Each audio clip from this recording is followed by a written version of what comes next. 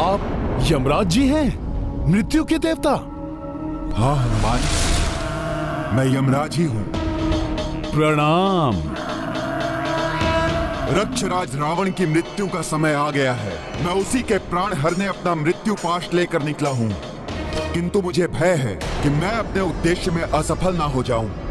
रावण का मृत्यु बाण उसी के अधिकार में है, जिसे उसने अपने भवन में कहीं छुपा कर रखा है। और जब तक वो मृत्यु बाण किसी भी प्रकार से प्रभु श्री राम के हाथ में ना आ जाए, तब तक रावण की मृत्यु असंभव है।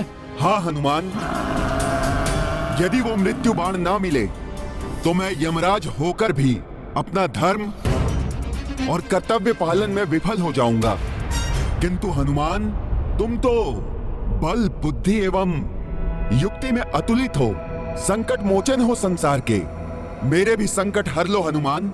किंतु मैं भी तो महारानी मंदोदरी से वो मृत्यु बाण प्राप्त करने में विफल हो गया हूँ। हनुमान, विफलता का अर्थ पराजय मानकर बैठ जाना नहीं होता। सफलता प्रयास करके ही प्राप्त होती है। सोचो हनुमान, कोई तो उपाय होगा इस बाण को प्राप्त करने का, कोई युक्ति, कुछ तो ऐसा होगा जिससे वो अधर्मी अपनी मृत्यु से ना बच पाए, उसका हृदय भी मेरे काल रूप के दर्शन से दहल जाए, मृत्यु का भय समा जाए उसके मन में। मृत्यु का भय अवश्य दहल जाएगा उसका हृदय आपके काल रूप के दर्शन से। मृत्यु का भय बहुत बड़ा होता है यमराज जी। उस अधर्मी को आप अपने इस मृत्यु काल रूप का दर्शन दीजिए। कहिए कि उसका अंत समय आ गया है। अवश्य ही भयभीत हो उठेगा वो कि बिना मृत्यु बाण के उसका अंत समय कैसे आ सकता है, और तब वो स्वयं हमें अपने मृत्यु बाण तक लेकर जाएगा। हाँ हनुमान, युक्ति तो अच्छी सुझाई है तुमने। मैं शीघ्र ही जाकर उसे दर्शन देता हूं। मेरा ये अस्त्र तुम्हें तुम्हारे काल के दर्शन करा देगा। लो!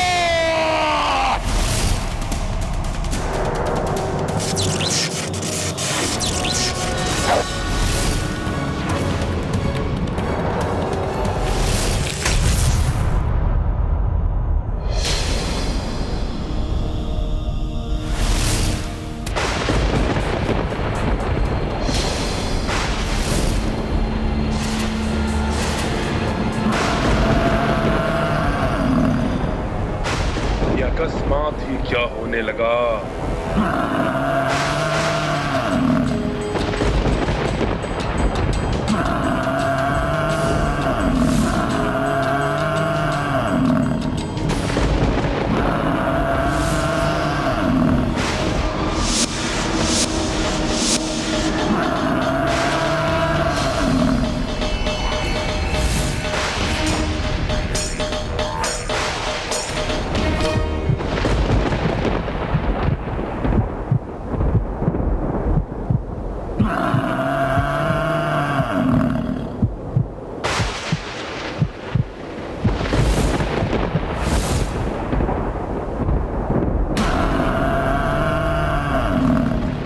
ये तो कालदेव है, मृत्यु काल रूप में। ये कैसे संभव है? मेरी मृत्यु का बाण तो मेरे पास ही सुरक्षित है। ये सब क्या होने लगा अकस्मात ही? ये रावण एकाएक भयभीत कैसे हो उठा?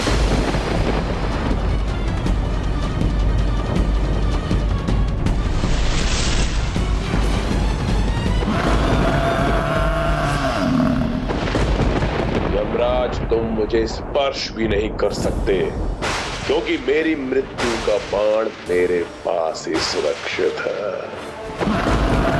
रावण, अब तुम्हारे अंत का समय आ गया है। अब तुम्हें मृत्यु के मुख में जाने से कोई नहीं बचा सकता। नहीं, असंभव है ये कैसे हो सकता?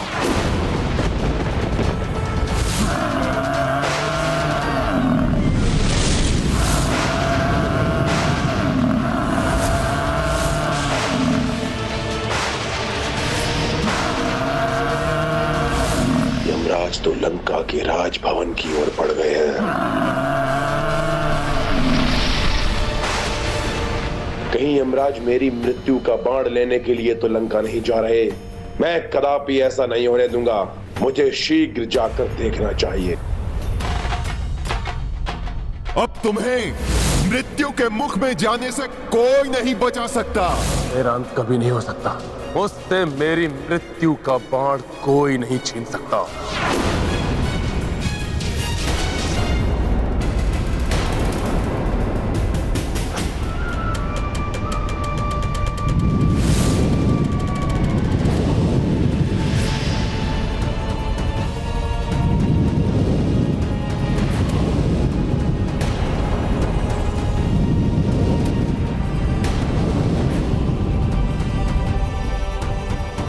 भले ही रावण बारंबार जीवित होता रहे, किंतु मेरे प्रहार नहीं रुकेंगे।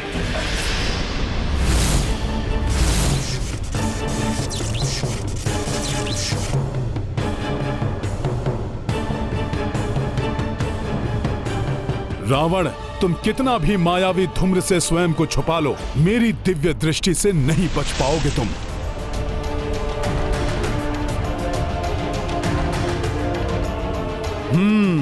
तो इस धूम्र के पीछे छुपकर ये राक्षस अपनी माया से दो रूप बना रहा है, जिससे कि एक रूप यहां युद्ध करता रहे और दूसरा रूप मृत्यु बाण तक जा सके। तो मेरी युक्ति में तुम फंस ही गए रावण। तुम स्वयं मुझे उस मृत्यु के बाण तक लेकर जाओगे।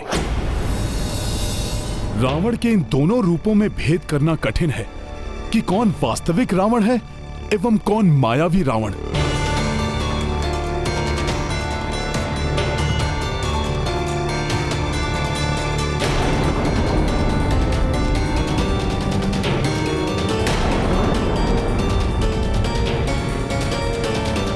रावण, बहुत चतुर समझते हो ना स्वयं को, किंतु मैं तुम्हारा पीछा नहीं छोड़ूंगा।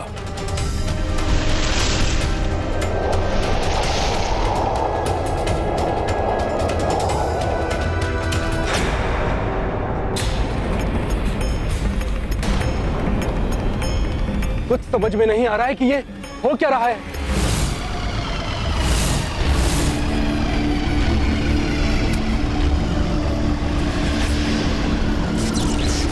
क्या देख रहे हो वनवासी?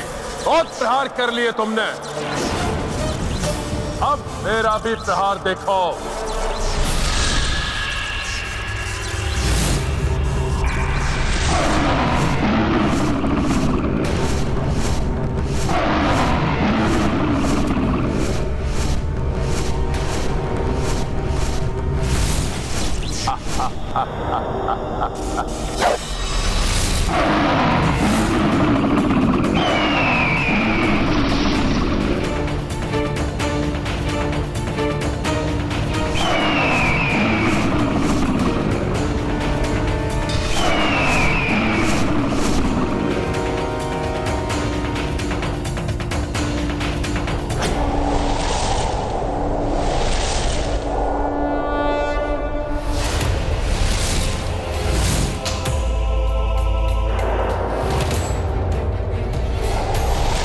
रावण, तुम जहां भी जाओगे तुम्हारे पीछे आऊंगा मैं।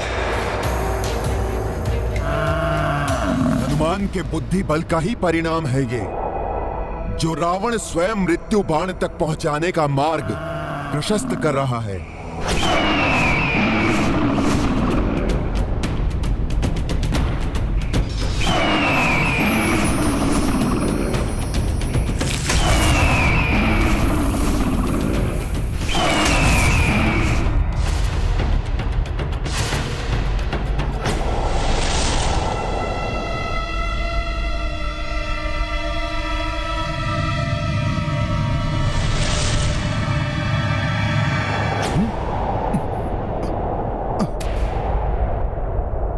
ये क्या? रावण अकस्मात ही कहां लुप्त हो गया?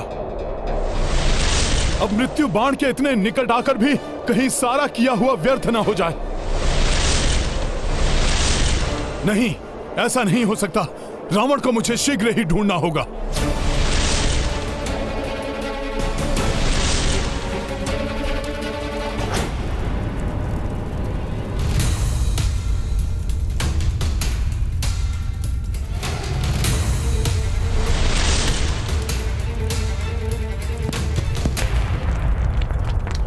वो है लंकेश, किंतु वो मायावी छिद्र तो बंद हो रहा है।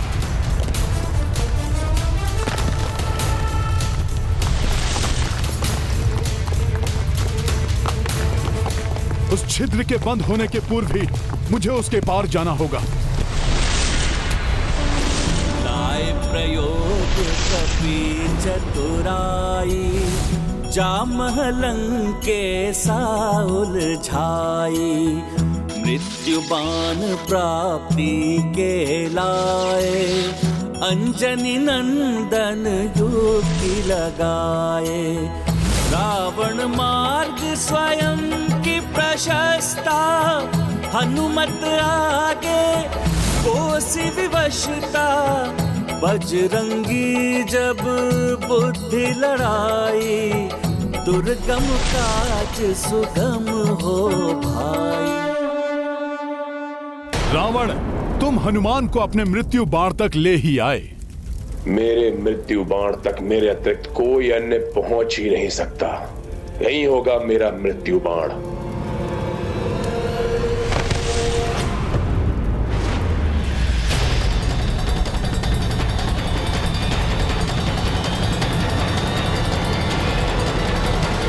कोई नहीं है,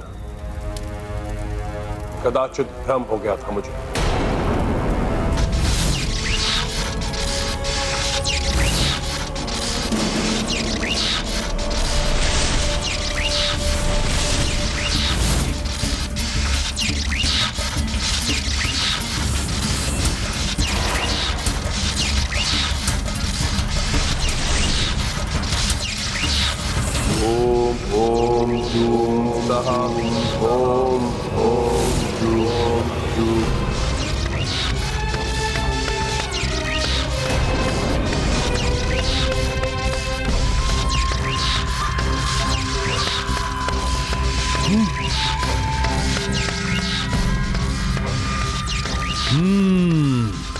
तो ये है रावण की मृत्यु का बाण। मैं जानता था मेरे इस मायावी गुप्त स्थान से इसे कोई नहीं ले जा सकता था। पूर्णतः ठीक की स्थिति में है ये।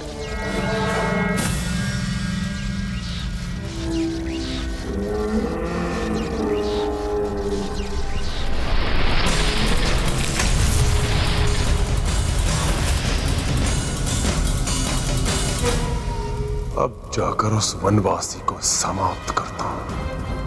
बहुत अस्त्र चला लिया उसने।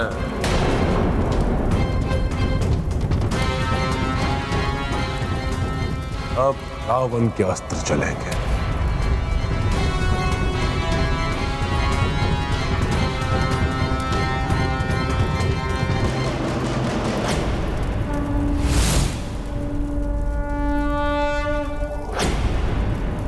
रावण, अब सुरक्षित नहीं रहेगा तुम्हारा ये मृत्यु बाण, और ना ही तुम सुरक्षित रह पाओगे। जय श्री राम।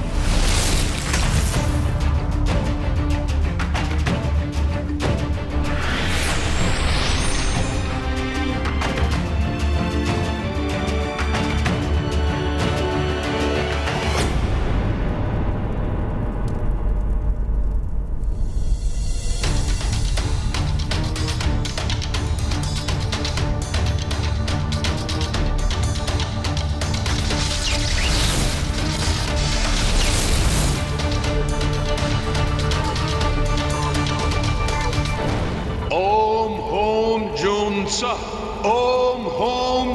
सह, ओम होम जूम सह, ओम होम जूम सह।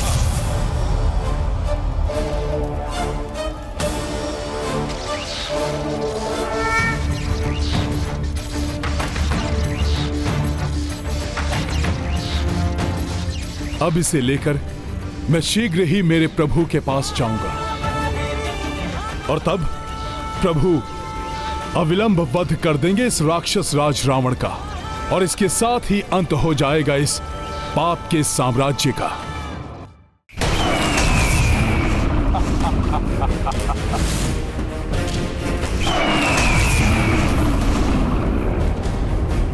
रावण का ये मायावी पशु बड़ा ही भयंकर प्रतीत हो रहा है। किंतु विजय प्रभु के अस्त्र से निर्मित पशु की ही होगी, क्योंकि अधर्म कितना भी भयानक और बलशाली क्यों न हो, विजय सदैव धर्म की ही होती है।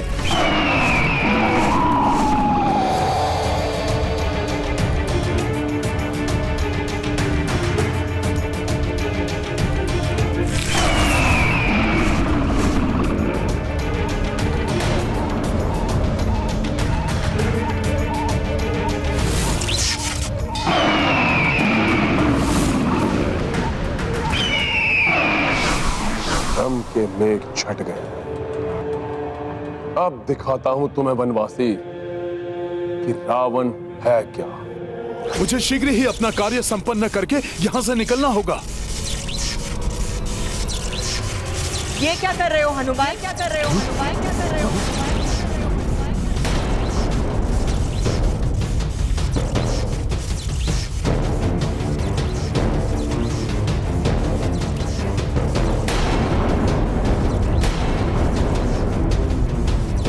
तो अब तुम छल का भी आश्रय लेने लगे हनुमान। धर्म की दुहाई देने वाला हनुमान अब चोर कंध पे उतर आया है। क्या ये अधर्म नहीं है? अधर्म नहीं है।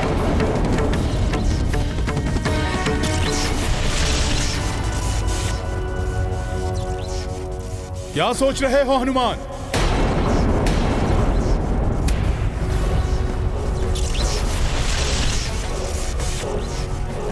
जो तुम कर रहे हो वो उचित है क्या?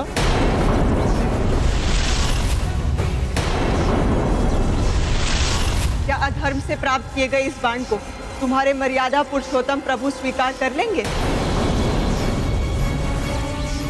नहीं, प्रभु इसे कदापि स्वीकार नहीं करेंगे। हनुमान को ऐसा कार्य शोभा नहीं देता, अपराध है ये। मैं ये क्या करने जा रहा था?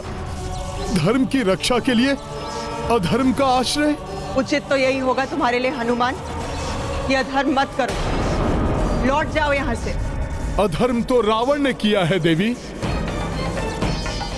इस मृत्यु बाण को यमराज से छीनकर मैं तो न्याय कर रहा हूं। विधाता ने जो भाग्य में लिखा है उसे कोई भी परिवर्तित नहीं कर सकता।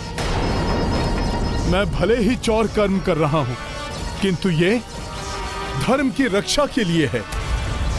मैं अपने किसी निजी स्वार्थ के लिए ये सब नहीं कर रहा हूं। अतः ये कदापि अधर्म नहीं है।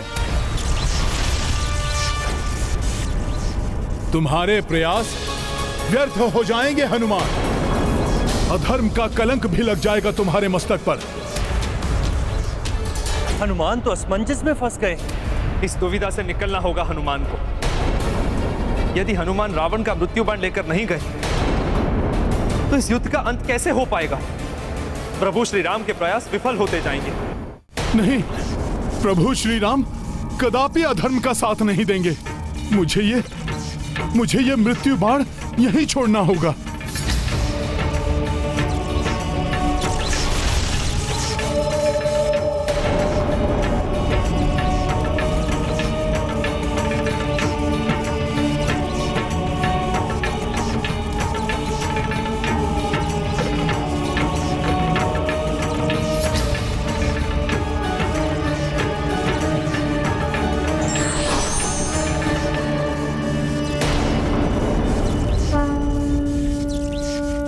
यमराज जी, आपके इस निर्मल धर्मराज रूप के दर्शन पाकर मैं धन्य हो गया। मेरा प्रणाम स्वीकार करें।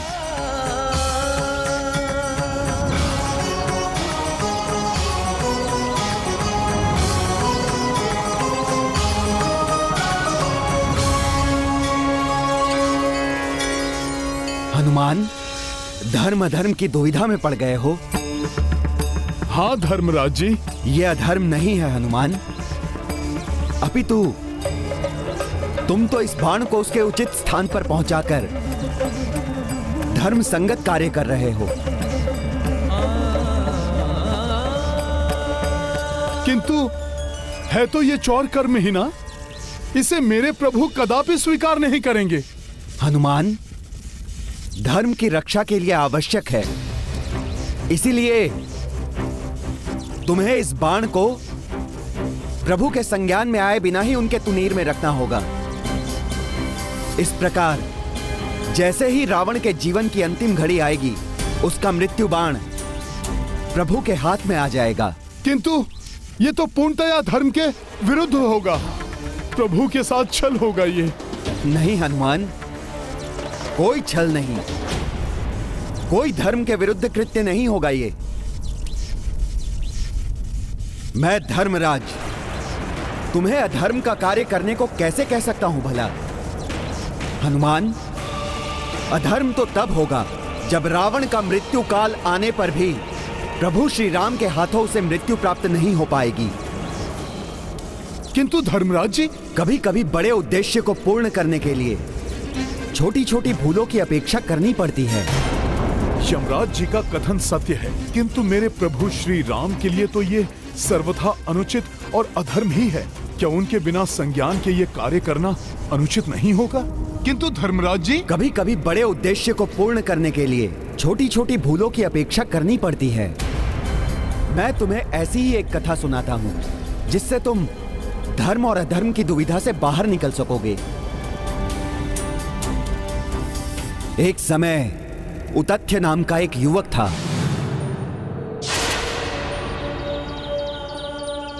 एक श्राप के कारण उसकी बुद्धि नष्ट हो चुकी थी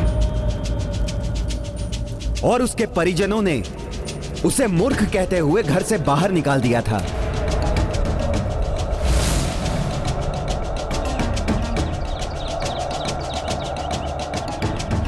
भले ही उतथ्य बुद्धिहीन है, किंतु उसमें एक बहुत ही अच्छा गुण है।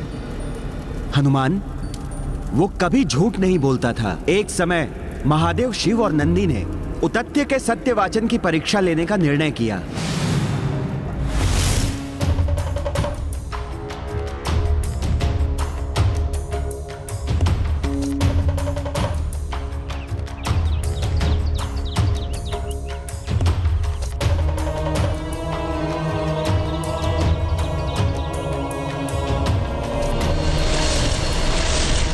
महादेव ने आखेटक का रूप धारण किया एवं नंदी हिंसक शूकर बन गए और शीघ्र ही आखेटक शिव अपना धनुष बाण लिए शूकर का पीछा करने लगे।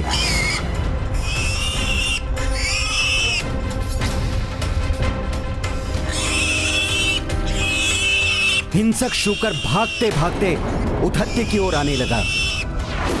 भय के मारे उतथ्य के मुख से अकस्मात ही देवी आदि शक्ति का प्रथम बीज मंत्र प्रस्फुटित हुआ।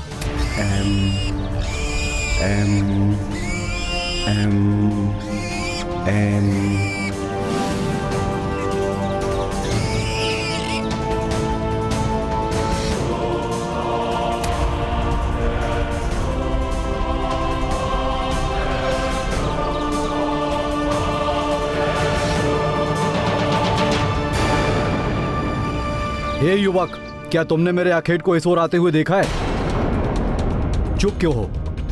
बताओ। उस शूकर को आखेट करके मैं अपने परिवार के लिए आज रात के भोजन का प्रबंध कर लूंगा। तुम्हें भी इसका पुण्य मिलेगा। बताओ, कहाँ छुप गया है वो शूकर?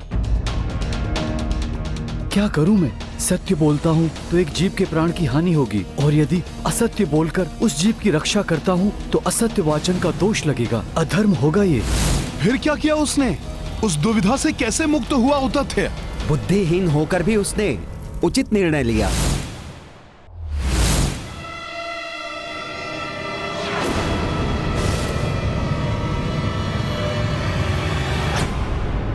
शूकर उस ओर गया है।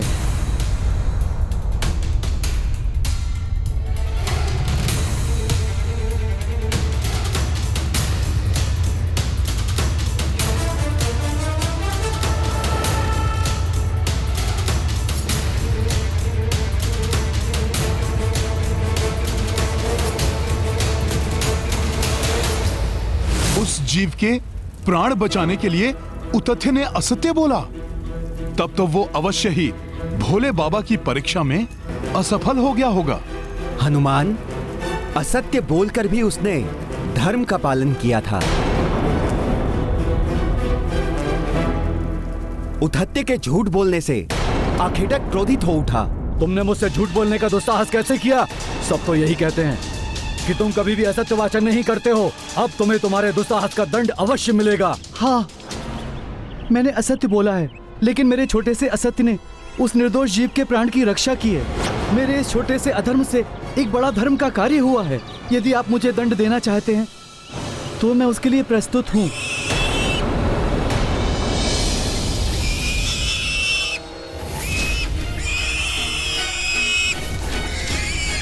ये क्या? ये शूकर यहाँ वापस क्यों आ गया?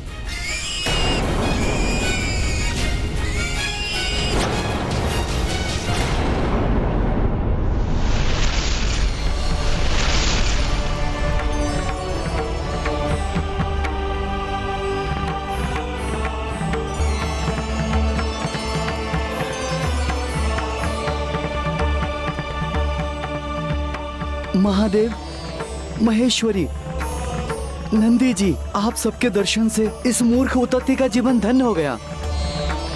आप सबके चरणों में मेरा प्रणाम। उठो तथ्य, भले ही तुमने मिथ्या वचन कहे, किंतु कोई अधर्म नहीं हुआ है तुमसे। मेरी परीक्षा में सफल रहे तुम। मुझे दुविधा से उबारकर आपने मुझ पर बहुत बड़ा उपकार किया है प्रभु। तुम्हारा ये कृत्य संसार के समक्ष उदाहरण बनेगा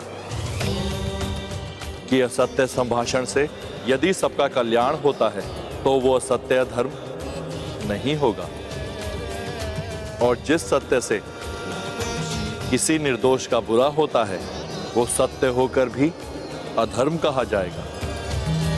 तुमने अपने असत्य से एक जीव की रक्षा करके यह सिद्ध कर दिया है उद्धत्य कि बड़े उद्देश्य, बड़े कार्यों के लिए यदि छोटे नियम तोड़ना भी पड़े तो वो अधर्म नहीं कहलाते। मैं मूर्ख क्या जानूं माता कि क्या धर्म क्या अधर्म।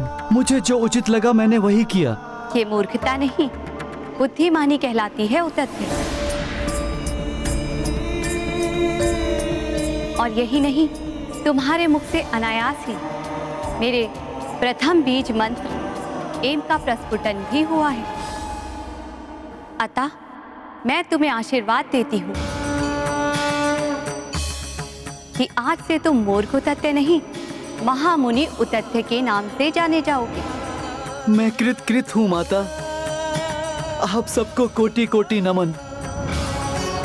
तुम्हारा कल्याण हो उतत्य। परिस्थितियों के अनुसार ही ये निश्चित होता है कि कौन सा कार्य धर्म संगत है और कौन सा अधर्म है। अर्थात इस धरती से अधर्म एवं पाप का बोझ उतारने के लिए अधर्मी रावण का अंत होना आवश्यक है, और इसके लिए यहां से मृत्यु बाण को इस प्रकार ले जाना अधर्म नहीं है। तुम्हारा कार्य पूर्णतः धर्म संगत है हनुमान, किंतु अभी भी एक दुविधा उत्पन्न हो सकती है। अब कैसी दुविधा धर्मराज जी? वो दुविधा ये है हनुमान कि प्रभु इस बाण को चलाएंगे कहां। हनुमान, रावण को ब्रह्मदेव से आशीर्वाद स्वरूप अमृत की प्राप्ति हुई है, जिसे उसने अपने नाभि स्थल में धारण किया है। उसने नाभि स्थल को इसलिए चुना क्योंकि नाभि स्थल पर वार करना युद्ध के नियमों के विपरीत है। अतः मुझे संदेह है कि प्रभु युद्ध के नियमों के विरुद्ध ये कार्य कदापि नहीं करेंगे।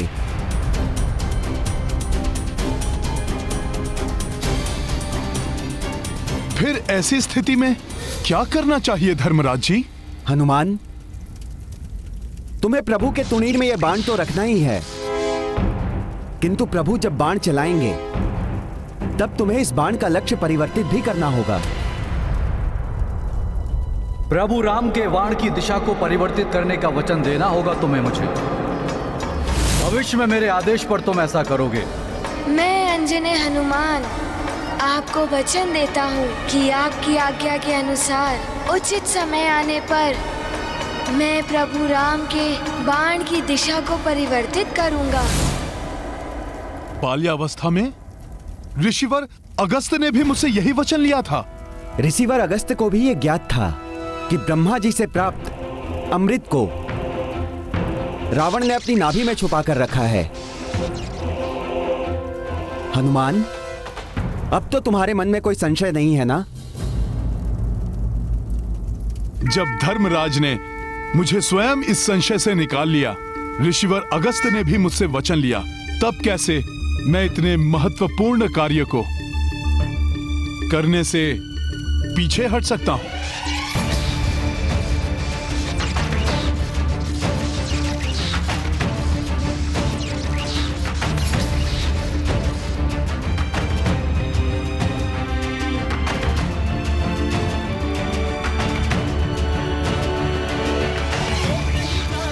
मैं प्रभु के तुड़िर में यह बाण रखूंगा। समय आने पर इसका लक्ष्य परिवर्तन भी करूंगा। अब अधर्म का नाश होगा और धर्म की विजय होगी, विजय होगी, विजय होगी।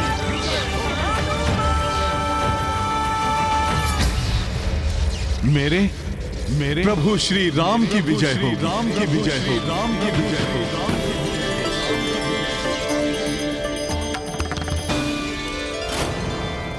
प्रणाम धर्मराज जी।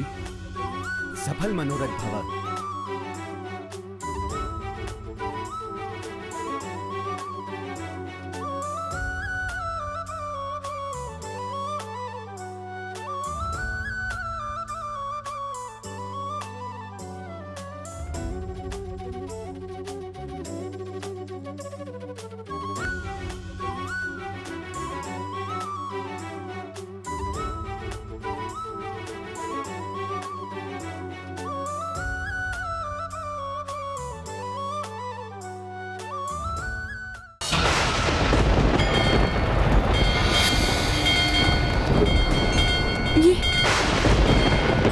ये क्या?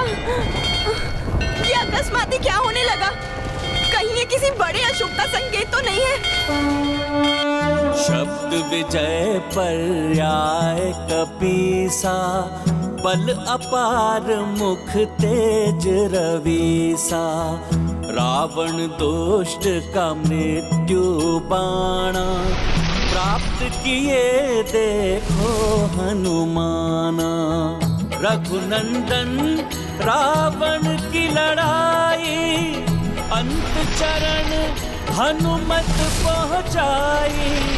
काज प्रभु के कपि किए पूरे, इनके बिना रघुराई अधूरे। की रुचि कर लीला राम भगत की, जय जय जय महाबली हनुमान।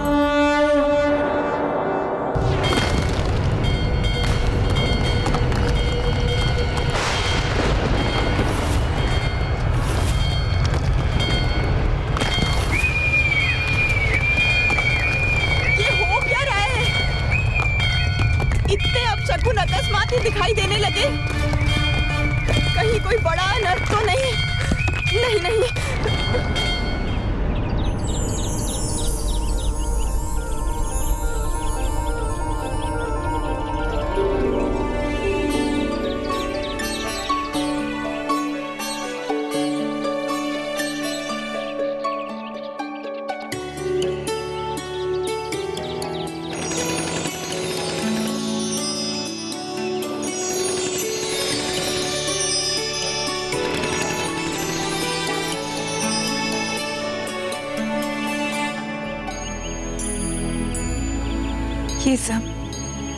ये शुभ शकुन, आज मुझे बड़े ही सुख का आभास हो रहा है।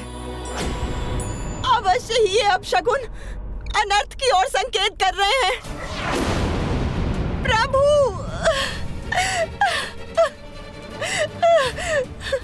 प्रभु रक्षा करना मेरे स्वामी की। ये शुभ शकुन संकेत दे रहे हैं कि शीघ्र ही स्वामी अंत कर देंगे अधर्म का एवं अधर्मी रावण का। प्रभु, ये सत्य है कि मेरे स्वामी ने सदैव अधर्म का ही अनुकरण किया है, किंतु मैंने सदैव श्रेष्ठ धर्म का पालन किया है। मैं अपने धर्म की दुहाई देती हूँ प्रभु, मेरे स्वामी की रक्षा करना, मेरे सौभाग्य सिंदूर को मत उजड़ने दीजिए प्रभु। मंदोदरी, अपने सुहाग की रक्षा करना चाहती हो तो सौभाग्य की समस्त सामग्री एकत्रित करो एवं उसे किसी ऐसी सौभाग्यवती पतिव्रता स्त्री को अर्पित करो जो तुमसे या हमारे परिवार से संबंधित ना हो। कहते हैं कि यदि ऐसी पतिव्रता स्त्री सौभाग्य सामग्री को स्वीकार करके सदा सौभाग्यवती रहने का आशीष दे दे तो भाग्य का लेखा भी परिवर्तित हो जाता है। अब यही एक अंतिम उपाय शेष है, अन्यथा रावण के पापों का प्रायश्चित अब मात्र उसकी मृत्यु ही है। उनकी रक्षा के लिए मैं कुछ भी करूंगी, किंतु लंका की समस्त स्त्रियां तो विधवा हो चुकी हैं। सौभाग्यवती और हमारे परिवार की ना हो ऐसी कोई स्त्री तो शेष बची ही नहीं है लंका में। है, अभी भी एक स्त्री शेष है लंका में। कदाचित मेरे सौभाग्य से ही वो शेष बची होगी। कौन है वो? कहाँ है वो? अशोक वाटिका में, अर्थात देवी सीता।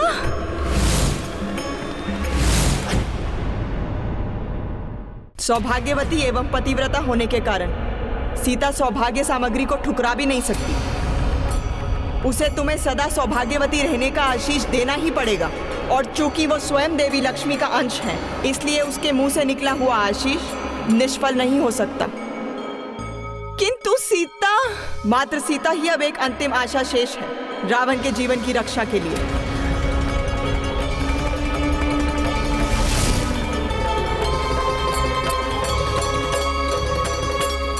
अब इस राक्षस के जीवन की कोई आशा शेष नहीं है।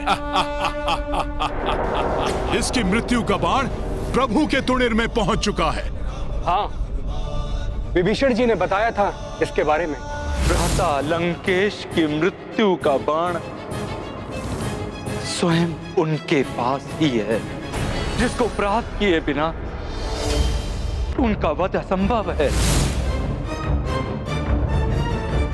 मैं जानता था कि आप कभी भी प्रभु श्री राम के काज में असफल नहीं होंगे। कुछ भी करके आप मृत्यु बाण को लाने में सफल अवश्य हो जाएंगे। अब मुझे पूर्ण विश्वास हो गया है कि आज सूर्यास्त से पूर्व ही भैया राम इस मृत्यु बाण का प्रयोग अवश्य करेंगे। हाँ लक्ष्मण भैया, आज के सूर्यास्त के साथ ही पाप का साम्राज्य भी अस्त होने वाला है। नारायण नारायण। अब प्रभु के हर एक वार के साथ ही अधर्मी रावण अपने अंत के निकट पहुंचता जाएगा।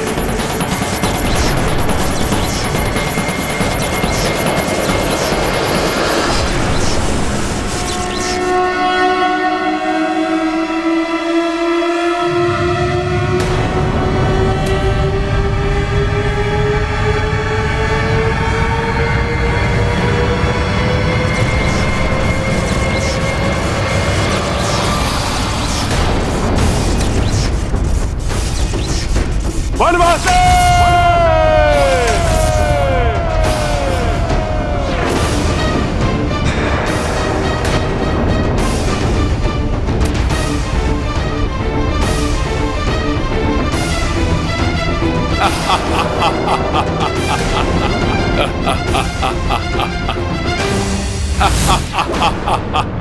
देखना, अब प्रभु निकालेंगे रावण की मृत्यु का बाण।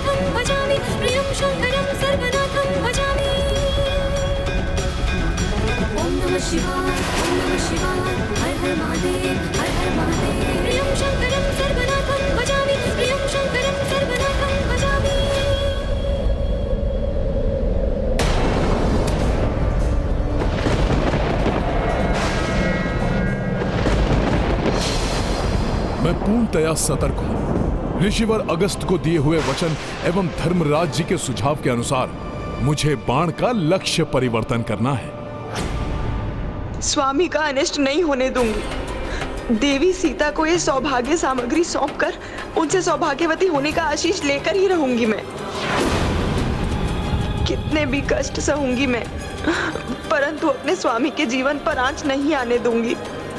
देवी मंदोदरी, उनके यहाँ आने का क्या प्रयोजन हो सकता है? नारायण नारायण। यदि प्रभु के मृत्यु बाण से प्रहार करने के पूर्व ही मंदोदरी ने देवी सीता को सौभाग्य सामग्री सौंपकर उनसे सौभाग्यवती भव का आशीष प्राप्त कर लिया, तो मृत्यु बाण भी प्रभावहीन हो जाएगा। रावण की मृत्यु पुनः टल जाएगी।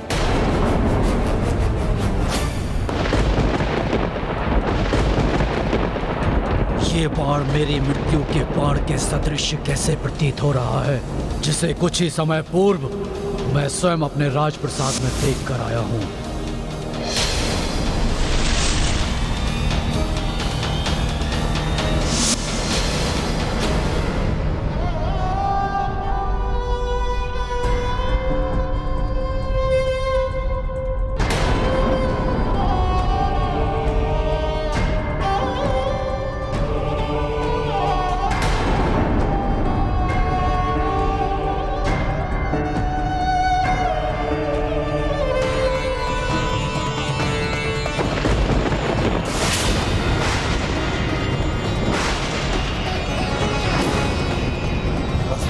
है ये, जिसे मैंने स्वयं अपने हाथों से अभी सुरक्षित किया था, वो मेरी मृत्यु का बाण इस वनवासी के हाथों में अवश्य ही कोई छल है। मुझे भ्रमित कर भयभीत करना चाहता है ये वनवासी।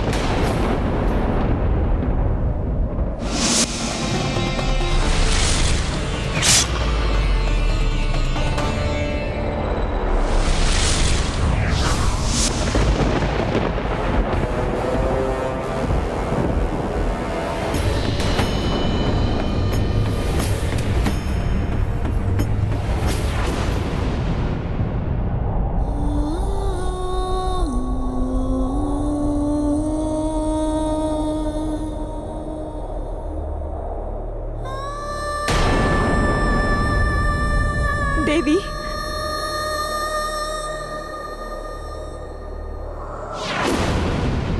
अनेक कष्ट उठाकर भी आपने पूर्ण निष्ठा से अपने पतिव्रत धर्म का पालन किया। मेरे हृदय में आपके लिए अपार श्रद्धा है। मेरा विश्वास कीजिए देवी, मैंने सदैव स्वामी के प्रत्येक अधर्म का विरोध किया है। देवी मंदोदरी, आपके प्रति मेरे हृदय में कोई द्वेष नहीं। मुझे ज्ञात है आप पूर्णतः निर्दोष हैं। देवी, एक नारी ही दूसरी नारी की पीड़ा को समझ सकती है। आज मैं एक अभागन पतिव्रता अपनी व्यथा दूर करने के लिए आपसे एक याचना करने आई हूँ। सच्चे हृदय से आपको कुछ देने और आपसे कुछ लेने आई हूँ। बस आप ये मत कहिएगा कि मेरी याचना स्वीकार करना आपके लिए असंभव है। रावण हूं मैं, किसी भी छल और किसी भी चाल में नहीं फंसूंगा। इससे पूर्व ये वनवासी कोई चतुराई दिखाए, उसके पूर्व ही मैं अपने सबसे घातक आसुरी अस्त्र का प्रयोग करूंगा।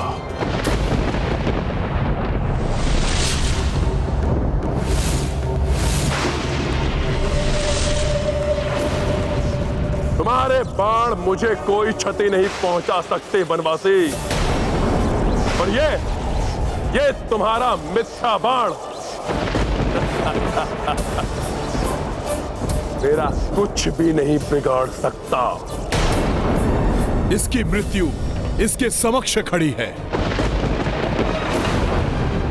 परंतु अहंकार से ढके इसके नेत्र इसे देख नहीं पा रहे हैं। प्रतीत होता है अब ये आवरण प्रभु के हाथों इसकी मृत्यु के उपरांत ही हटेगा। देवी, मुझे पूर्ण विश्वास है कि एक सुहागन होने के नाते आप ये सौभाग्य सामग्री अस्वीकार नहीं करेंगी, और रीति अनुसार आपको मुझे सदा सुहागन रहने का आशीष देना ही होगा।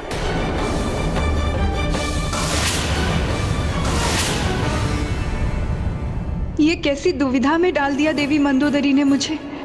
मैं एक पतिव्रता सुहागन सौभाग्य सामग्री स्वीकार करने से मना नहीं कर सकती, परंतु धर्म और अधर्म के युद्ध में मेरे स्वामी मंदोदरी के पति से ही युद्धरत हैं, इसलिए उनकी इच्छा पूर्ण भी नहीं कर सकती मैं।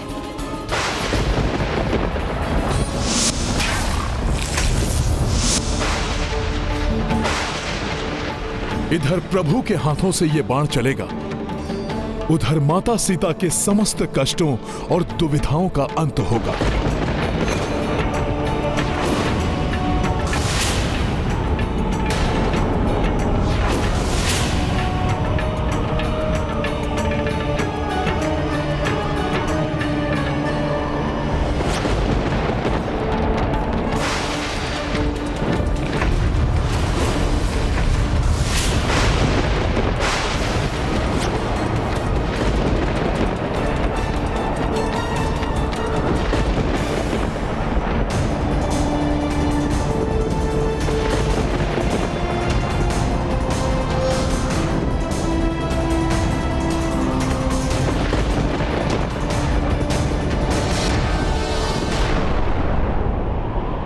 अपने दुष्कृत्यों से धर्म का नाश करने वाले रावण अब तुम्हारे सर्वनाश का समय।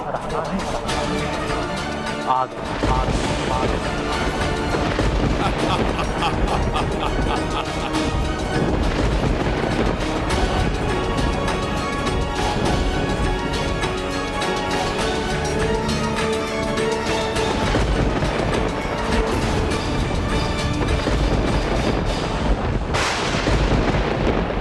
अब प्रभु इस मृत्यु के बाण से इस दुष्ट का अंत कर पृथ्वी को इसके पापाचार से मुक्त करेंगे।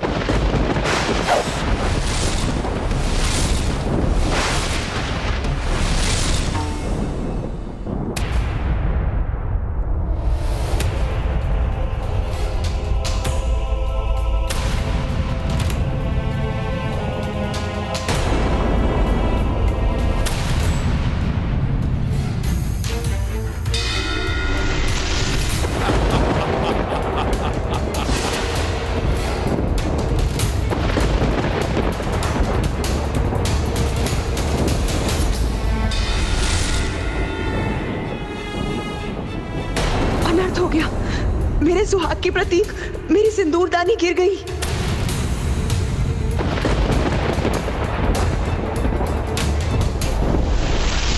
यदि ये मेरी मृत्यु का बाण है भी, तो ये मेरे शरीर के उचित स्थान पर लक्षित ही नहीं है।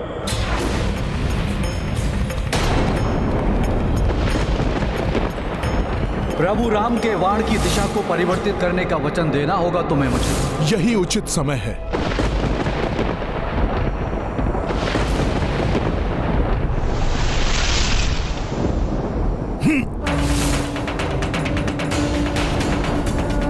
नहीं बिखरने दूंगी सिंदूरदानी में संचित सिंदूर को। नहीं मिटने दूंगी अपने सुहाग की निशानी को मैं।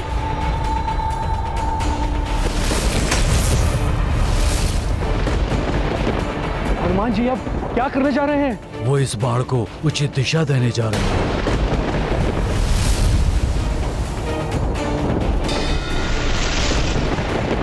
यदि हनुमान ने इस बाण को स्पर्श किया तो वो रावण वध में सहभागी बन जाएगी, जिससे प्रभु के एकाकी लड़ने का वचन खंडित हो जाएगा। बिना इसका स्पर्श किए इसके लक्ष्य में परिवर्तन करना होगा मुझे। युद्ध नीति में बंधे रघुराई, नाभि पर ना बाण चलाई। मृत्यु बाण श्री राम ने साधी, अंजनी सुत उड़े बाण के पाछी। हनुमत युक्ति लगाई त्वरिता, बिन स्पर्श दिशा दी तीरा। तीर दशानन नाभि जय श्री राम। वचन अगस्त कपि किए पूरो। गाथा महाबली हनुमत की, रुचि कर लीला राम भगत की। जय जय जय रघुनंदन राम। हनुमान जी सफल हो गए। बिना बाण को छुए ही उसकी दिशा परिवर्तित कर दी।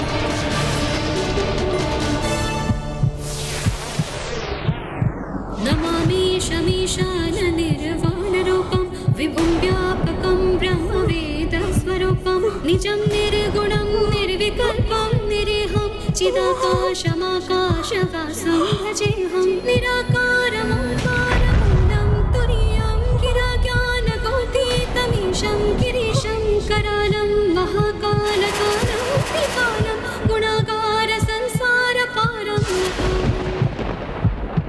नहीं, ये नहीं हो सकता। मेरी नाभि स्थल में स्थित अमृत, मुझे अमृत प्रदान करने वाला अमृत मुझे छोड़कर नहीं जा सकता, नहीं जा सकता।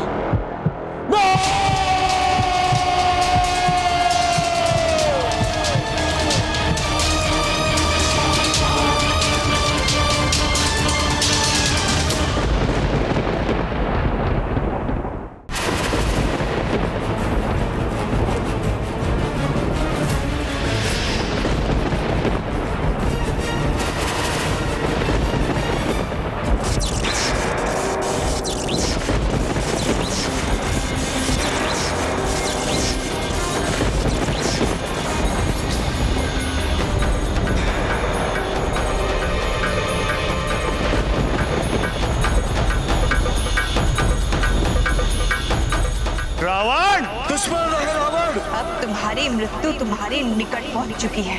अपने नेत्र खोलो और देखो रावण। होगा तुम्हारा रावण। जो कुछ तुमने आज मुझसे छीना है, एक दिन वो सब कुछ तुमसे भी छीन जाएगा, और उस दिन समूचे राक्षस कुल के साथ तुम्हारा सर्वनाश होगा रावण, सर्वनाश होगा। यदि युद्ध हुआ तो इसकी परिणति अति भयंकर होगी। ना तुम बचोगे और ना ही तुम्हारा कोई अपना। तुम्हारे इस दुष्कृत्य का प्रतिशोध मैं अवश्य लूंगी। पुनर्जन्म लेकर तुम्हारे ही विनाश का कारण बनूंगी। ये सीता उन्हीं वेदवती के प्रतिशोध की अग्नि है जो तुम्हें जलाकर भस्म करने आई, भस्म करने आई। तुम्हारी मृत्यु तुम्हारे निकट पहुंच चुकी है, मेरे स्वामी और सेवक हनुमान के रूप में। अब अंत होगा तुम्हारे पाप के साम्राज्य का, अंत होगा अधर्म का, अंत होगा तुम्हारा रावण। रावण, तुम्हारे मृत्यु का भी जब समय आएगा, तुम्हारा यह मृत्यु बाण स्वतः उसके पास पहुंच जाएगा जिसके हाथों तुम्हारी मृत्यु होगी। तुम्हारे मृत्यु का भी जब समय आएगा, तुम्हारा यह मृत्यु बाण दुष्कृत्य का प्रतिशोध पहुंच जाएगा जिसके हाथों तुम्हारी मृत्यु होगी। तुम्हारे ही विनाश का कारण बनूंगी।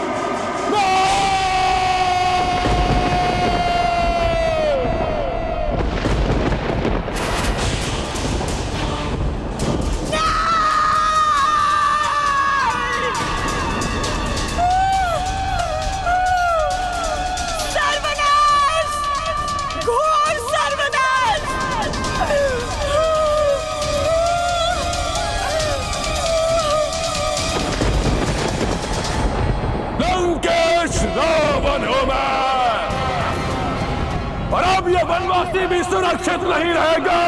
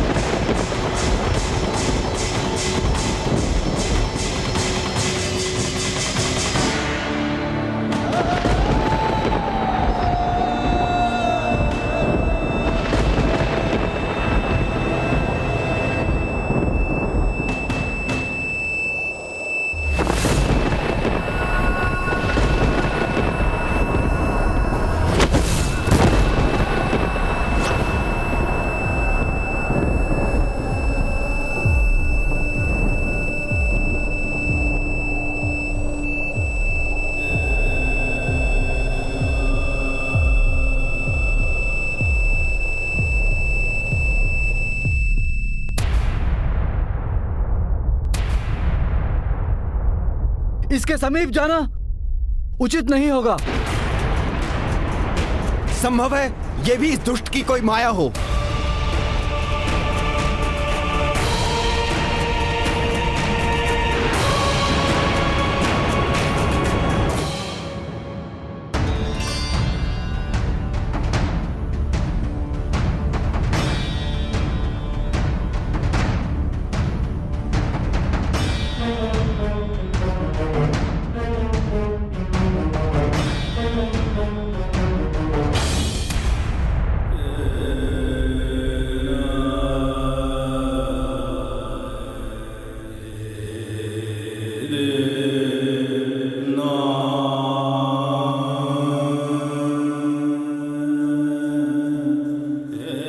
इसका शिथिल पड़ा शरीर, श्वास की मंद गति इसका संकेत है कि इसके प्राण अब छूटने ही वाले हैं। दशानन मरणासन है।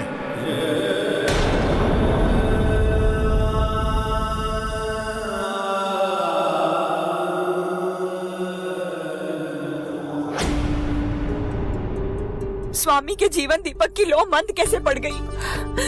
कैसे संभव है ये, जब उनका मृत्यु बाण यही सुरक्षित है?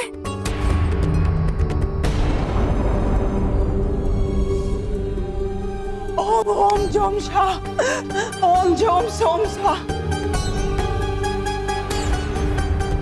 ओम जोम सोम स्वाहा, ओम जोम सोम स्वाहा।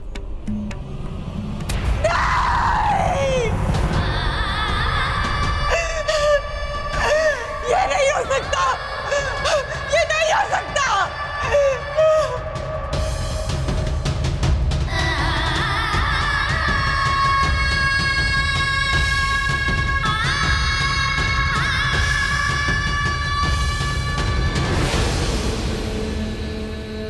अपनी अंतिम सांसें गिन रहा है ये दुष्ट। अंततः धर्म ने अधर्म को परास्त कर ही दिया।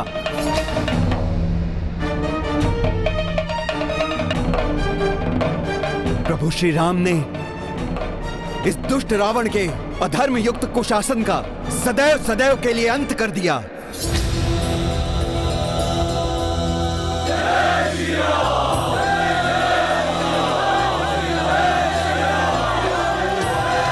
जय श्री राम, जय श्री राम, जय श्री राम।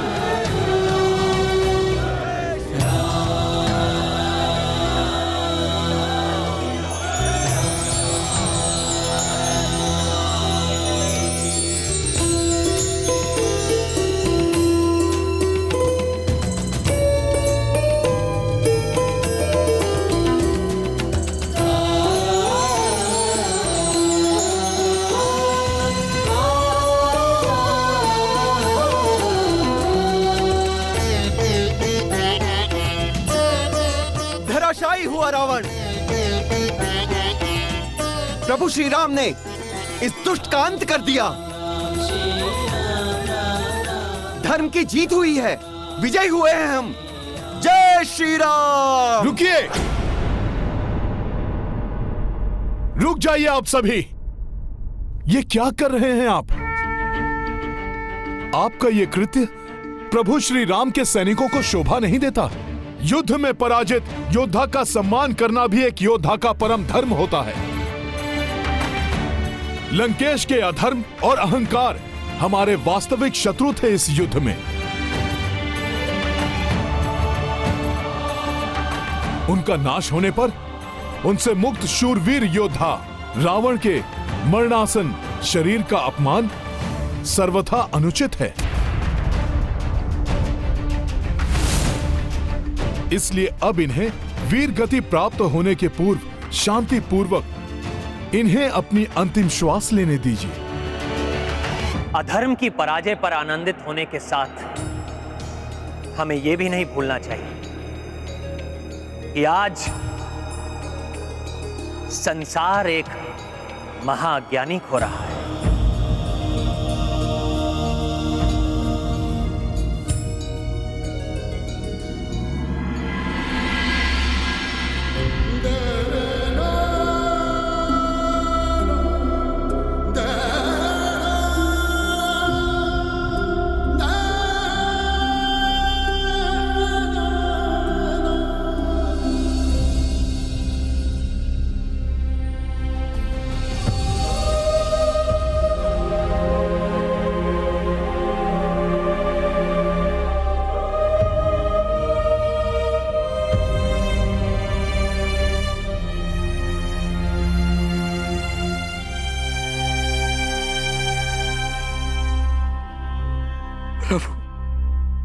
कुछ समय पूर्व मैं इनकी पराजय, इनकी मृत्यु की कामना के साथ युद्ध भूमि में इनके विपक्ष में खड़ा था, परंतु अब मुझसे इनकी ऐसी दुर्दशा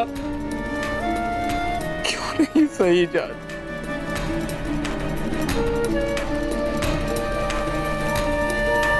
विभीषण जी, जैसा अभी हनुमान ने भी समझाया था, जिसके विरुद्ध आप युद्ध कर रहे थे वो एक अहंकारी अधर्मी है, परंतु अब जिसके लिए आप द्रवित हो रहे हैं वो आपका अग्रज भ्राता है। उनके लिए दुखी होना पूर्णतया उचित है। इसलिए जाइए विभीषण जी, रावण के अंत के क्षणों को व्यर्थ मत गवाइए। अपने भ्राता के इन अंतिम क्षणों को अपने भ्राता के साथ ही बिताइए।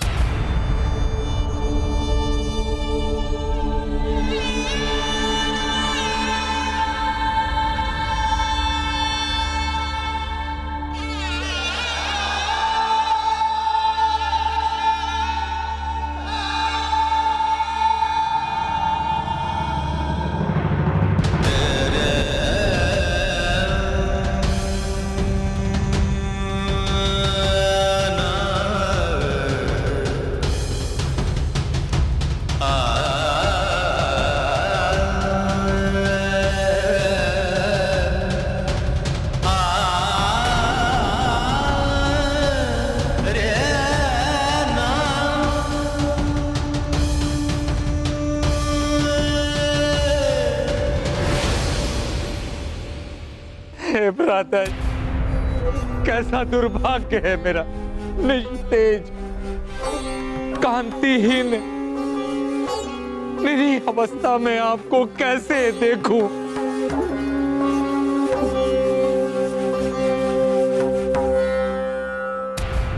आपको बारंबार समझाया मैंने, परंतु आपको अधर्म से रोकना मेरे लिए असंभव हो गया था।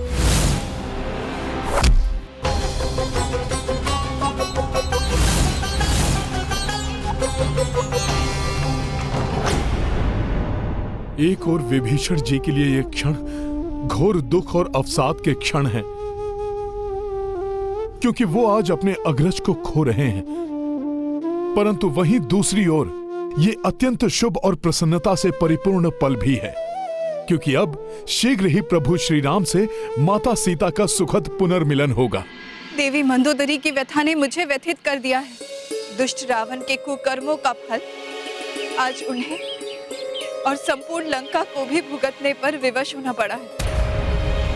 परंतु आज ये अस्त होते सूर्य देव की शुभ्र आभा को देखकर ऐसा प्रतीत हो रहा है जैसे वो अस्त नहीं उदित हो रहे हो। परंतु ये शुभ संकेत के बाद भी मेरे हृदय में आज के युद्ध को लेकर अनेकों आशंकाएं उत्पन्न हो रही हैं, क्योंकि मेरे स्वामी के पास से शुभ संवाद आने में इतना विलंब हो रहा है।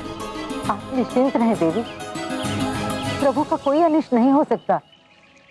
आपका कथन सत्य है त्रिजटा, परंतु आज मैं अनेकों आशंकाओं से ग्रस्त हूँ।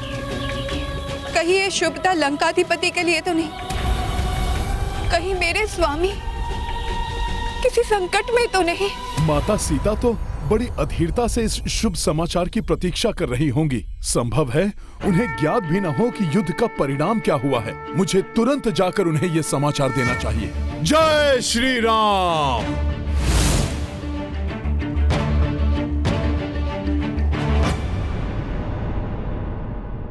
मुझे इसी परिणाम का भय था भ्राता श्री।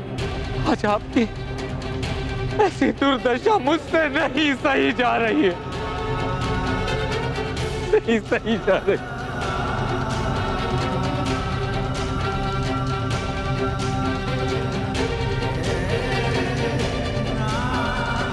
दिगंबद विजेता मेरे भ्राताश्री इस समय पृथ्वी पर समर्थहीन निर्बल असहाय पड़े हैं।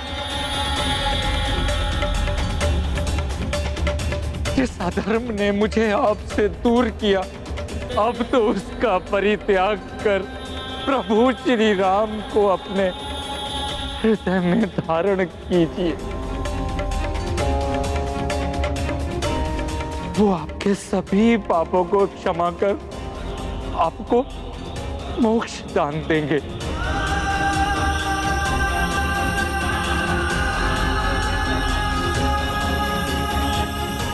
शरणागत वत्सल प्रभु श्री राम के शरणागत बनी।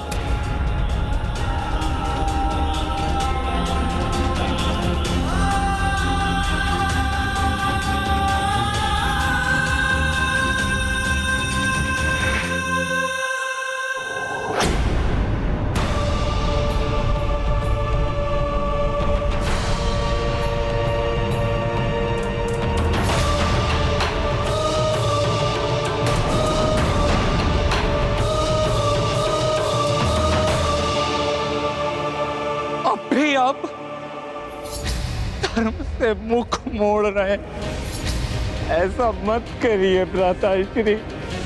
अब तो मेरा कहाँ मान लीजिए भ्राताश्री।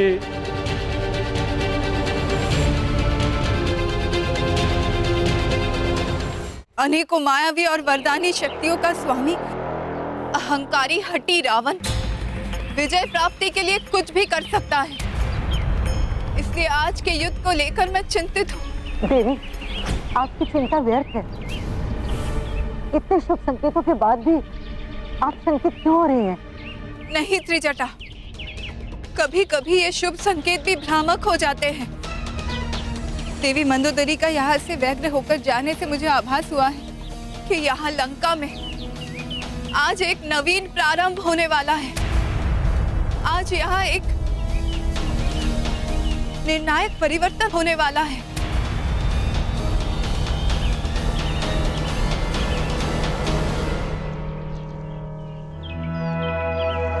आप सर्वथा उचित कह रही हैं माता।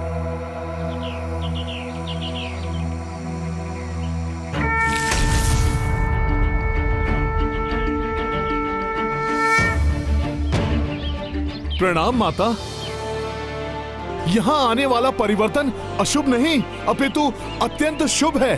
पुत्र, तुम्हारे मुख के भाव से ऐसा प्रतीत हो रहा है कि तुम जो भी समाचार लाए उसको कहने के लिए अत्यंत आतुर हो। हाँ माता, मेरे अंतर का उल्लास ही मेरे मुख से व्यक्त हो रहा है, क्योंकि मैं आपको प्रभु श्री राम की अधर्म पर धर्म की विजय की शुभ सूचना देने प्रस्तुत हुआ हूं माता।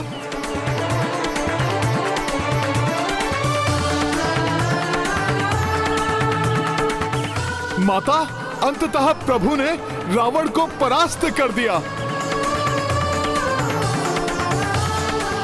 और अब रक्षराज दशानन मरणासन अवस्था में है।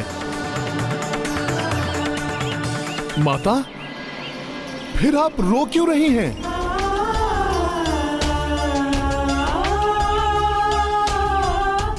माता, मैं तो शुभ संदेश लेकर आया हूं, परंतु वो सुनकर आपके नेत्रों से यह अश्रुधारा क्यों बहने लगी? जय श्री राम।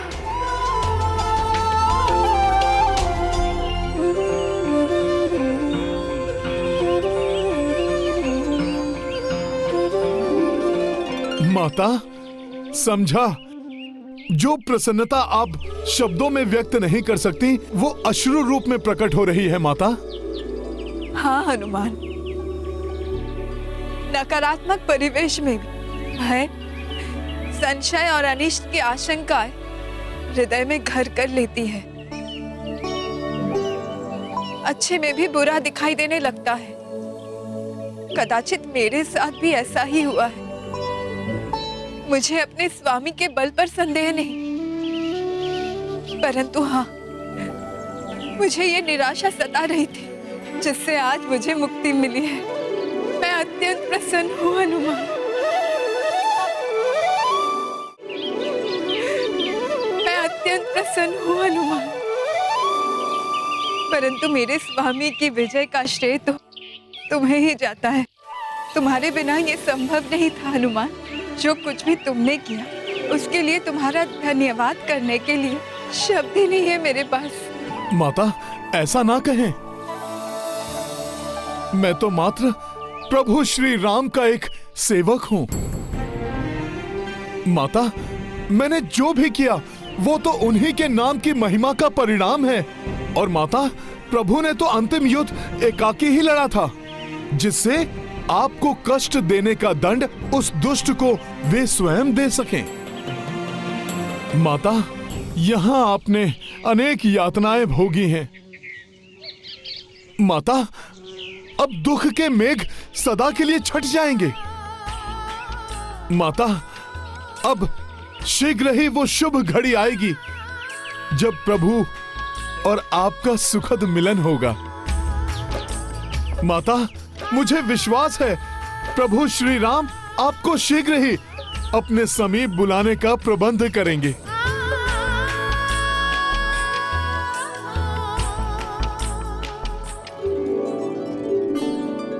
भैया, अब आप शीघ्र भाभी मां को बुला लीजिए। हनुमान आपकी विजय का समाचार लेकर जा चुके हैं। मेरे प्रिय अनुज लक्ष्मण, हमारा जन्म राजवंश में हुआ, परंतु हमारे जीवन का अधिकतम समय वन में ही बीता है। बाल्यकाल में गुरु विश्वामित्र के सानिध्य में और उसके पश्चात 14 वर्ष के वनवास में इस समय हमने ऋषि मुनियों की बहुत सेवा की, धर्म के मर्म को सीखा, जाना, परंतु राजनीति का ज्ञान सीखने का कभी कोई अवसर ही नहीं मिला हमें। परंतु अब राजनीति का महाज्ञान सीखने का समय। जाओ लक्ष्मण, राजनीति के महाज्ञाता रावण से महाज्ञान प्राप्त करो।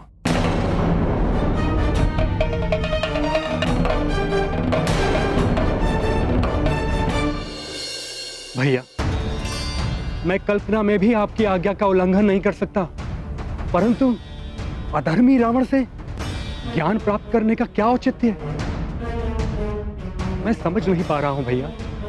लक्ष्मण भैया, रावण युद्ध भूमि में अपनी अंतिम श्वास गिन रहे हैं। वो राजनीति के महाज्ञानी, राजकाज में दक्ष, महाप्रतापी दशानन रावण हैं,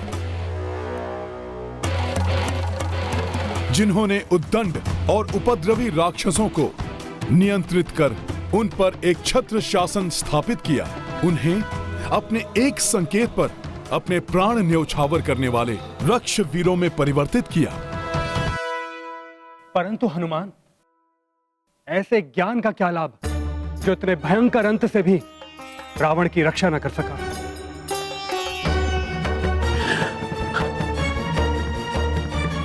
राजधर्म से भटकने के कारण ही उनकी ये अवस्था हुई, जिसका बोध उन्हें स्वयं भी होगा। ऐसी भीषण परिणति से बचाव के लिए राजा को किन प्रवृत्तियों और किस प्रकार के आचरण से अपना बचाव करना चाहिए, इसकी सीख देने के लिए रावण से अधिक उपयुक्त और कौन हो सकता है भला।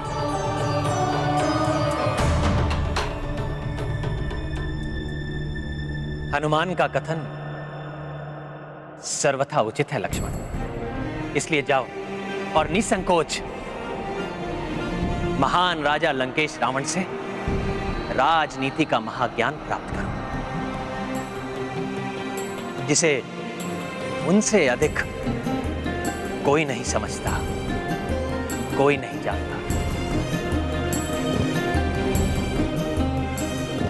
प्रणाम भैया।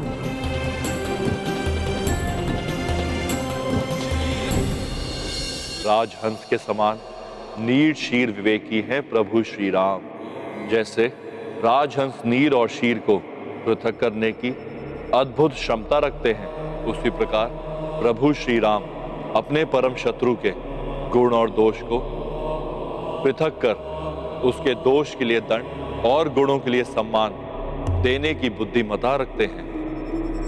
इसलिए उन्होंने लक्ष्मण को रावण से शिक्षा प्राप्त करने के लिए भेजने का निर्णय लिया है, और उनके परम भक्त हनुमान ने भी उनके संस्कार को भली भांति ग्रहण किया है। इसलिए वो भी रावण के श्रेष्ठ गुणों को समझकर लक्ष्मण को रावण के पास जाने के लिए मना पाए।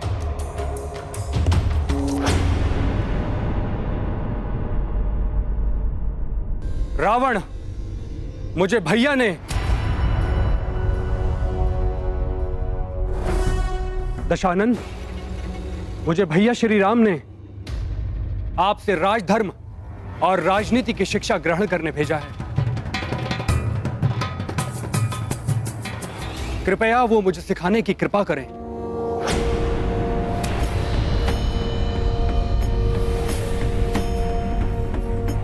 मैं पुनः आग्रह करता हूं, मुझे अपने अग्रज के आदेश को पूर्ण करने दें।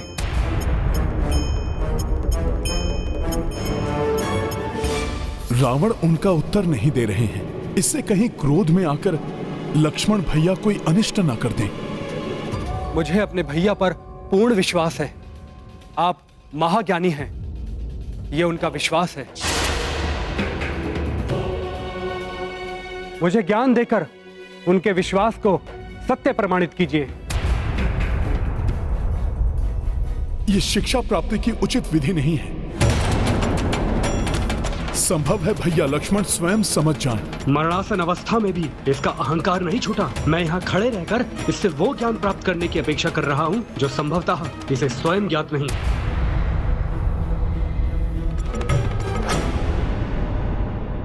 मैं क्षमा चाहता हूं भैया, परंतु उस दंभी रावण ने मेरी ओर देखा तक नहीं।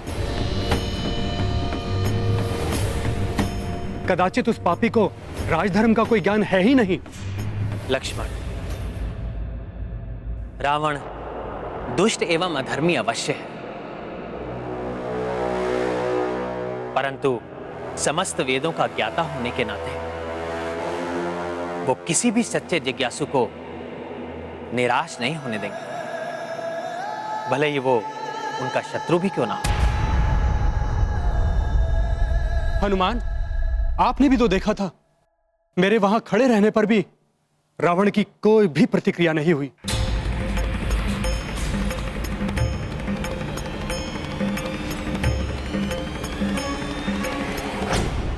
लक्ष्मण भैया, आपने वहां जाकर 2 बार अनुरोध अवश्य किया, परंतु शिक्षार्थी की विनम्रता धारण किए बिना तो रावण आपको शिक्षा क्यों देते? लक्ष्मण भैया, जिनसे ज्ञान प्राप्त करना हो उनके शीश की ओर नहीं, अपितु उनके चरणों में जाकर विनय पूर्वक निवेदन करना अनिवार्य होता है। सत्य कहा हनुमान ने लक्ष्मण। तुम रावण के समीप उसी भाव से जाओ जिस भाव से तुम गुरु वशिष्ठ जी के पास जाते। गुरु से कुपित होकर, उसको हीन समझकर कोई कैसे ज्ञान प्राप्त करने की अपेक्षा कर सकता है? मैं अपनी भूल के लिए क्षमा चाहता हूं भैया। मैं पुनः रावण के समीप जाकर उनसे विनम्र भाव से अनुरोध करता हूं।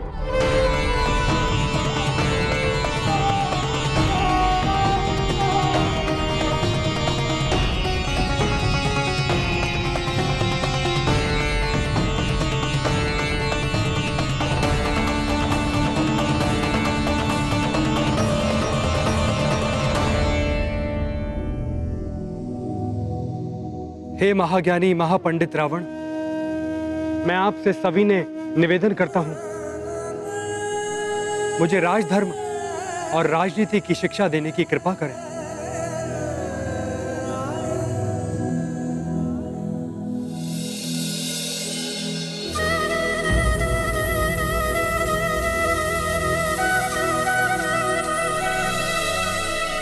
कितने शीघ्र राम और हनुमान लक्ष्मण को कुपथ से सुपथ पर ले आए। कितना प्रभावशाली, कितना संस्कारी, दिव्यता से परिपूर्ण व्यक्तित्व है इन दोनों का।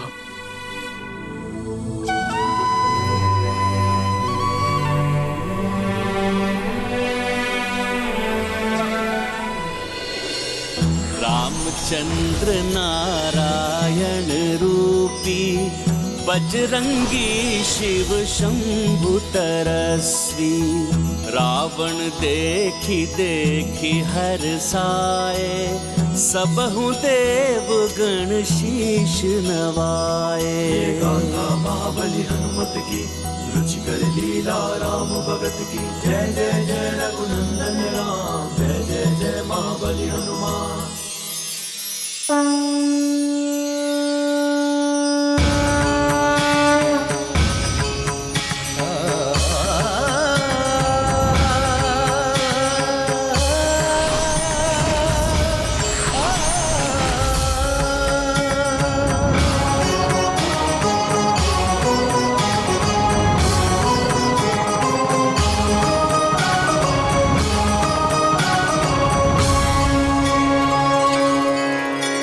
हे दशानन, क्या आप मुझे शिष्य रूप में स्वीकार करने की कृपा करेंगे? स्वयं नारायण और महादेव ने आपको मेरे पास भेजा है लक्ष्मण, स्वीकार करने की दृष्टता नहीं कर सकता। भ्राताश्री, मैं आप में इस परिवर्तन की प्रतीक्षा कितने समय से कर रहा था। मेरे पास आने से पूर्व ही प्रथम शिक्षा तो प्रभु श्री राम और हनुमान ने दी है आपको। सर्वप्रथम एक राजा का धर्म विनम्रता है। इस ज्ञान को कभी स्वीकार नहीं कर सका, इसलिए मेरा ये दुर्दांत अंत हो रहा है। ये तो श्री राम की महानता है, जो सर्वज्ञात होते हुए भी उन्होंने आपको मुझसे ज्ञान प्राप्त करने के लिए भेजा।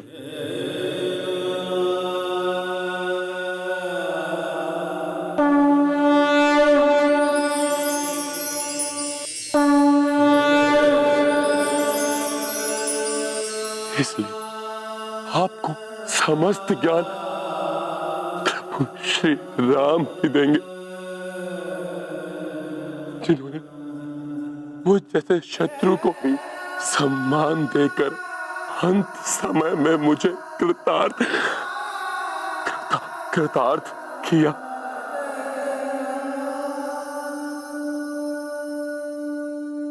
यदि मुझ में शक्ति शेष रहती तो मैं स्वयं उठकर उनके चरण स्पर्श करने जाता,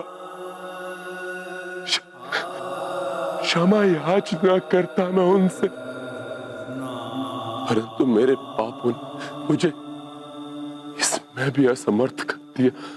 इसलिए यदि वो चाहते हैं कि मैं आपको शिक्षा प्रदान करूं, तो मैं ये कार्य सहर्ष करूंगा।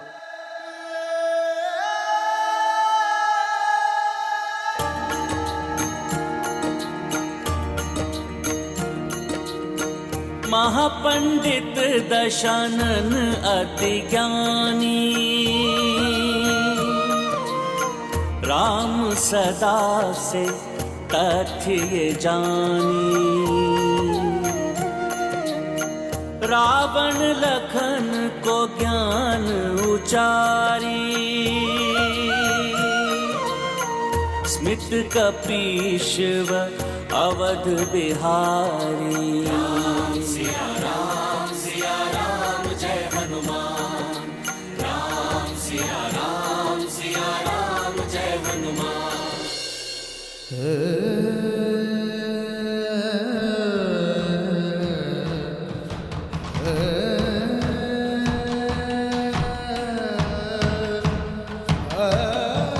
मैं आपको इतना ही ज्ञान दे सकता था लक्ष्मण।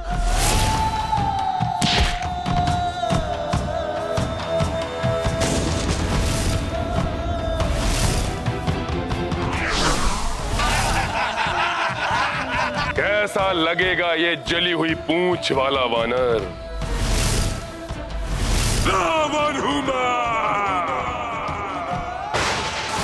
लंकेश रावण। परंतु इसका स्मरण अवश्य रखें कि अहंकार को अपने समीप भी मत आने देना, अन्यथा मेरे समान ही आपका भी संपूर्ण ज्ञान व्यर्थ हो जाएगा।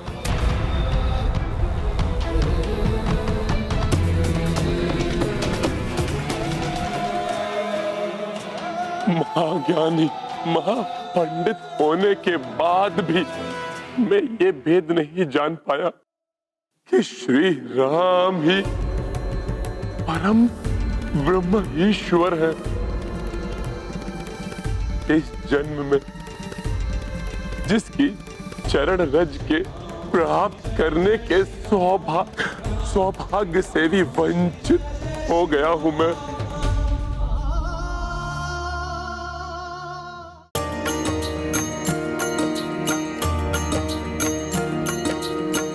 दिव्य रूप दर्शन दे डारी, राम हरि कपि शिव भंडारी, विष्णु विश्व रूप रघुराई, शांति पुंज शंकर कपि भाई।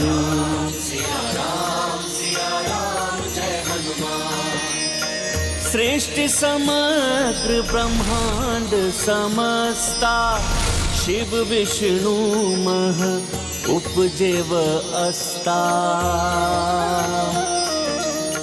जीवन मरण के ये ही नियंता, ये ही आदि और ये ही अनंता।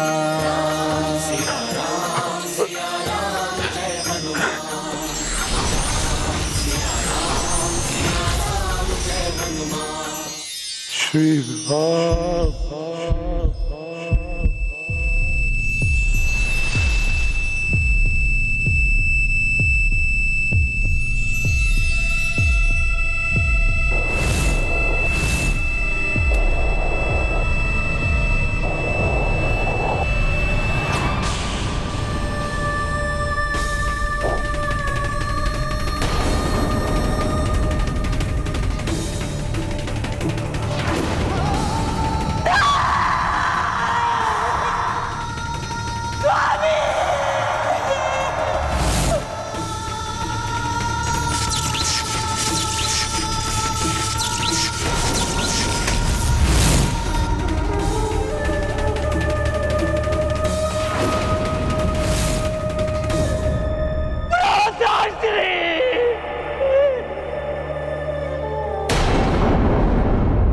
शिव के लिए रावण की अतुलित भक्ति का ही परिणाम है कि प्रभु श्री राम के हाथों मृत्यु पाकर उसे मोक्ष प्राप्ति का सौभाग्य मिला। नारायण नारायण। यदि समय रहते रावण प्रभु श्री राम की वास्तविकता समझ जाता तो ये स्थिति उत्पन्न ही नहीं होती। ईश्वर कभी भी किसी के प्राण लेकर प्रसन्न नहीं होते हैं, परंतु पापियों के दुष्कर्म ही उन्हें ऐसा करने पर विवश कर देते हैं। प्रभु श्री राम द्वारा रावण वध की कथा अनंत काल तक इतिहास के पृष्ठों में अंकित रहेगी। ये अविस्मरणीय कथा भावी पीढ़ियों के लिए एक प्रेरणा स्रोत भी बनेगी। आज विजयदशमी का दिवस भविष्य में सभी मनुष्य को अपने भीतर रावण के वध के लिए प्रेरित करेगा। वास्तव में सभी के भीतर इंद्रिय रूपी 10 शीश रूपी रावण होता है। 5 वश 5 शीश पंचम ज्ञान इंद्रियों के प्रतीक हैं। छछोर, नासिका, जीवा, श्रोत और त्वाक जो मनुष्य द्वारा परिवेश से सीखे ज्ञान को परिलक्षित करती है। अन्य 5 शीश कर्म इंद्रियों के प्रतीक हैं। पनी, वाद, पद, उपास्था एवं वायु और जब ये 10 इंद्रियां मनुष्य को अपने वश में कर लेती हैं तो 10 शीश वाले रावण बन जाती है, जो मन रूपी सीता का हरण कर उसे अपने वश में कर लेती है। ऐसी अवस्था में इन 10 इंद्रियों के दमन के पश्चात ही मन रूपी सीता का मिलन आत्मा रूपी राम से होता है। अर्थात प्रभु श्री राम की इस लीला में ही सर्व जगत के जीवन का सार छिपा है, परंतु फिर भी अधिकतम मनुष्य इसे समझने में अक्षम रहते हैं।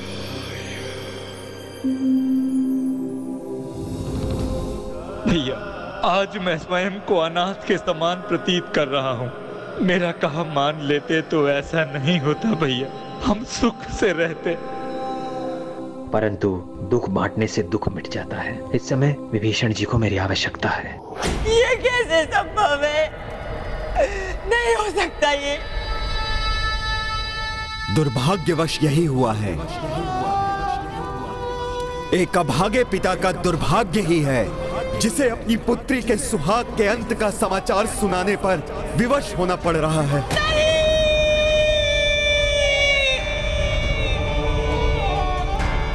परंतु दशानन के साथ अन्याय हुआ है पुत्री। राम ने उसकी नाभि पर बाण मारकर उसका वध किया है,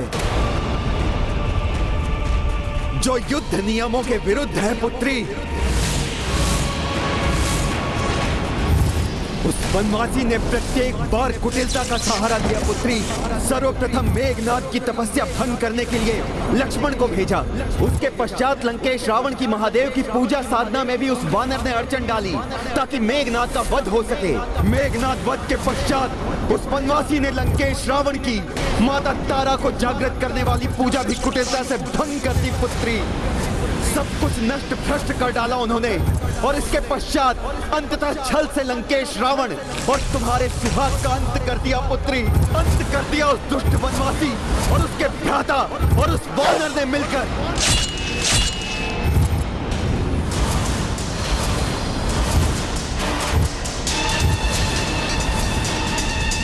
लक्ष्मण, हनुमान और राम सभी ने अधर्म किया है। घोर अन्याय हुआ है इस पतिव्रता के साथ।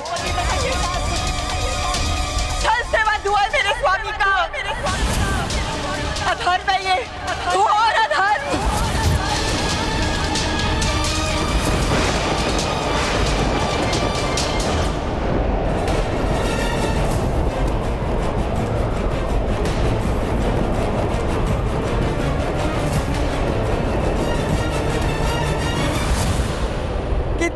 इसका प्रतिशोध लूंगी।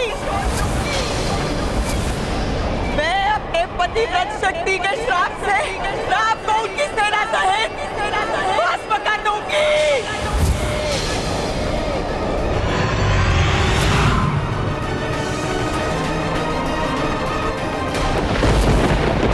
किसी को क्षमा नहीं करूंगी मैं।